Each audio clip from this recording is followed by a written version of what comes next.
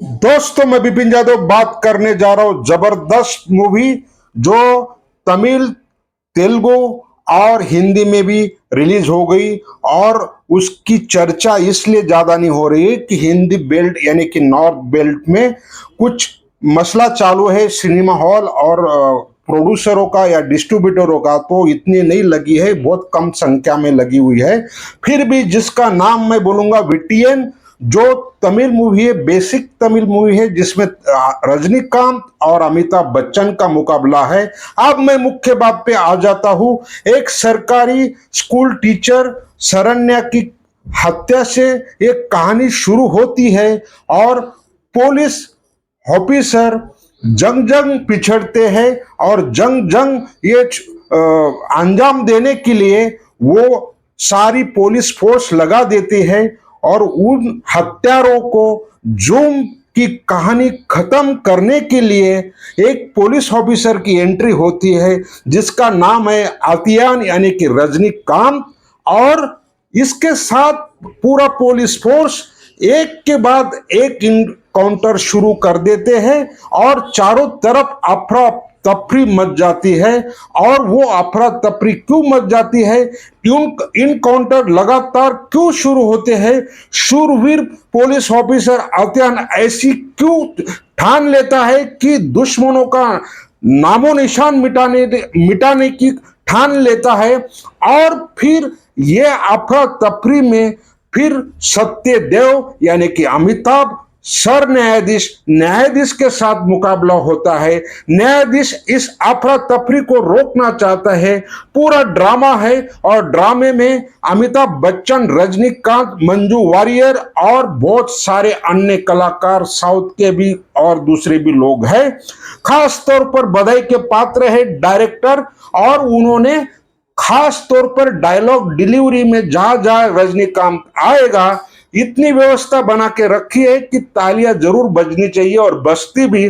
और मास्टर है रजनीकांत, तो उसको डायलॉग दे दो तो फिर वो चौका छक्का तो मारेगा ही। बिल्कुल उन्होंने उसी अंदाज में बैटिंग किया है। और जब सत्यदेव यानी कि अमिताभ बच्चन की बात करूं तो उनकी एंट्री से ही बहुत, चाहे वो तमिल हो, तेलुगु हो, कोई भी भाषिक हो, मजा आ जाता है। जब तक अमिताभ बच्चन और रजनीकांत का मुकाबला जब चलता है, कहानी इतनी है, निचोड़ भी उतना है, लेकिन इस कहानी में वो इनकाउंटर वाली चीज बनेगी। मतलब इनकाउंटर जो हो रहे, आखिर में जांच में ये पता चलता है कि क्या वो न्याय मिलेगा नहीं मिलेगा।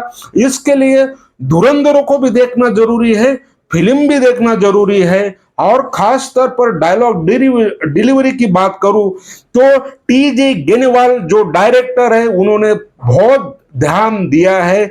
माफ करना, तमिल डायरेक्टर होने के बावजूद भी उन्होंने डायलॉग डिलीवरी इतनी दर्शाया है। खास तौर पर हिंदी डबिंग में भी बड़ा ध्यान दिया है। और तमिल तो तमिल में तो वो मास्टर है। स्टोरी, स्क्रीन प्ले, डायलॉग खुद डायरेक्टर अपने कंधों पे रखा है, यानी कि उन्होंने किसी को ज्यादा चांस नहीं दिया, कमान जो है अपने हाथ पे रखी है। कुल मिलाकर 33 साल के बाद अमिताभ बच्चन रजनीकांत का मुकाबला देखने के लिए बहुत मजा आएगा। और फिल्म की भी उस तरह से कहानी को निचोड़ के बात बोली है। बैकग्राउंड बहुत अच्छा होना चाहिए था, जितना नहीं हुआ। मैं हमेशा बोलता हूँ साउथ का बैकग्राउंड बहुत कमाल का होता है, इसमें जरा सा और भी हेवीपन आ जाता है, मतलब भार ज्यादा हो जाता है। इस वजह से गाने जो है ठीक ठाक है, बाकी का जो फैजल है उसने भी अपने अंदाज में काम किया है। और इस फिल्म जो ट्रेड होना चाहिए था, जो एकदम एक्साइटमेंट होनी चाहिए हिंदी बेल्ट में यानी कि नॉर्थ बेल्ट में, नहीं है। हालांकि ये मैं प्योर बोल सकता हूं, ये पैन इंडिया मूवी होनी चाहिए थी। और मैं ये जोर देता हूं, जैसे देवरा को पैन इंडिया रिलीज किया था, कम सिनेमा हॉल में लगी हुई है। इस भी 2 मराठी पिक्चर भी लगी हुई है चारों तरफ, और अभी भी बाकी पिक्चरें चालू है, देवरा है, श्री है, चारों तरफ मुकाबला जारी है। देखने वाले की पसंद क्या होती है वो हमारे हाथ में नहीं, लेकिन बधाई के पात्र है डायरेक्टर जिन्होंने विटियन बनाई और बहुत जो भी है, लेकिन फिर मैं एक बार बोलता हूं, नॉर्थ में कमजोर चल रही है, जो उम्मीद के मुताबिक नहीं चल रही है। यही मैं पिछले दिनों से, काफी दिनों से यही बोल रहा हूं। पैन इंडिया आप जरूर बोलते हो, और इस फिल्म को तो बिल्कुल पिच था और सिर्फ मारने का काम था, लेकिन कम थिएटरों में क्यों रिलीज हुई वो मुझे समझ से बाहर है। बॉम्बे बेल्ट देख लो या दिल्ली एनसीआर का बेल्ट देख लो, यानी कि नॉर्थ बेल्ट का मैं बात कर रहा हूं। अगर ये पूरी तरह से और प्रमोशन होता और कुछ होता तो फिल्म जबरदस्त हिट होती।